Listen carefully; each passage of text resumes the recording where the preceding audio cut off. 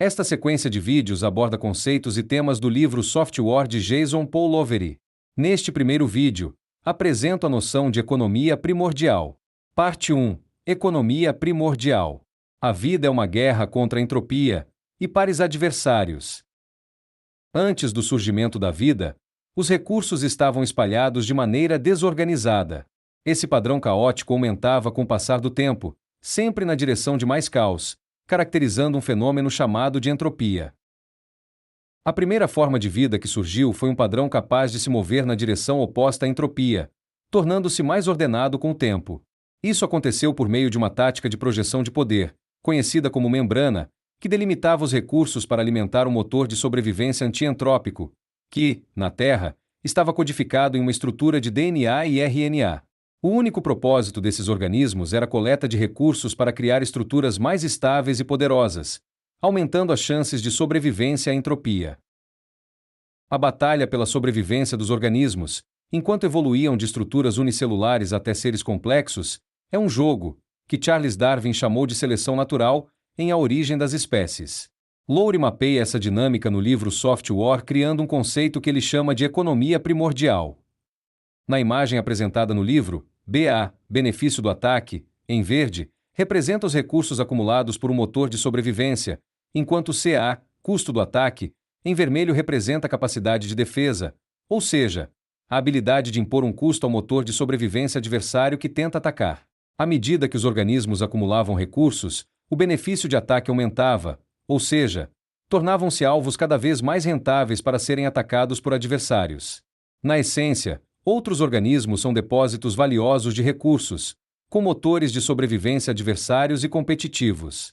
Nesse diagrama podemos ver que o acúmulo de recursos pelo organismo faz o benefício de atacarem este aumentar. E caso o custo de atacá-lo não aumente na mesma ou maior proporção, esse desequilíbrio se concretiza na vulnerabilidade dele frente a organismos adversários. Assim, à medida que o motor de sobrevivência acumula recursos, ele também precisa aumentar suas defesas. Lowery explica que a única maneira de aumentar BA é primeiro aumentando CA, pois fazer o contrário tornaria o organismo vulnerável a ataques. Formas de aumentar o custo de ataque podem ser ferramentas de ataque para si próprio, que podem ser usadas para infligir um custo a outros organismos que ousam atacá-lo.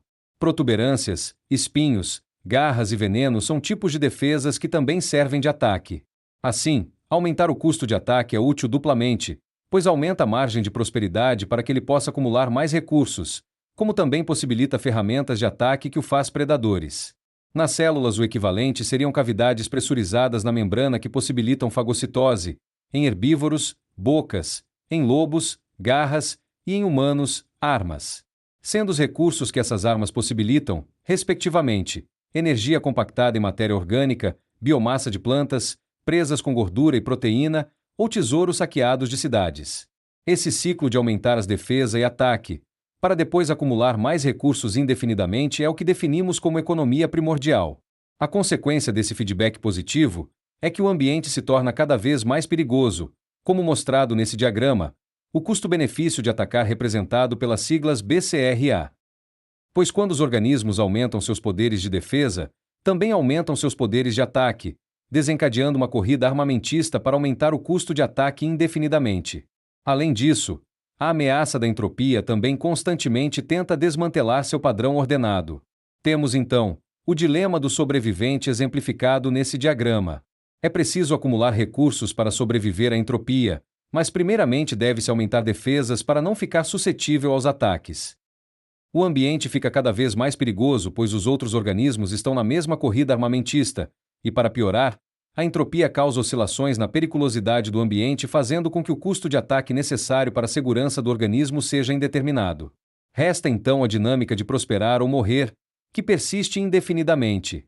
O quanto o indivíduo pode prosperar antes de ficar vulnerável, devido ao baixo custo de ataque, define-se como margem de prosperidade. A economia primordial impulsiona a guerra desde o nível unicelular até os organismos complexos. Com o tempo, surge uma nova e interessante tática de projeção de poder: a cooperação ou agrupamento ou defesa em números. Essa tática, no nível celular, deu origem aos organismos multicelulares, que puderam somar suas defesas. Organismos que cooperam e se unem tornam-se multicelulares, adquirindo vantagens, tanto em ataque, quanto em defesa, contra aqueles que agem isoladamente. O exemplo do peixe maior que devora o menor ilustra essa dinâmica.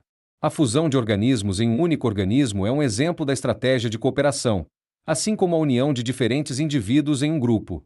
Essa estratégia também aparece no caso de uma matilha de lobos que tem vantagem sobre um lobo solitário. Da mesma forma, a organização dos humanos em tribos e, posteriormente, em sociedades ou até estados-nação também reflete essa estratégia.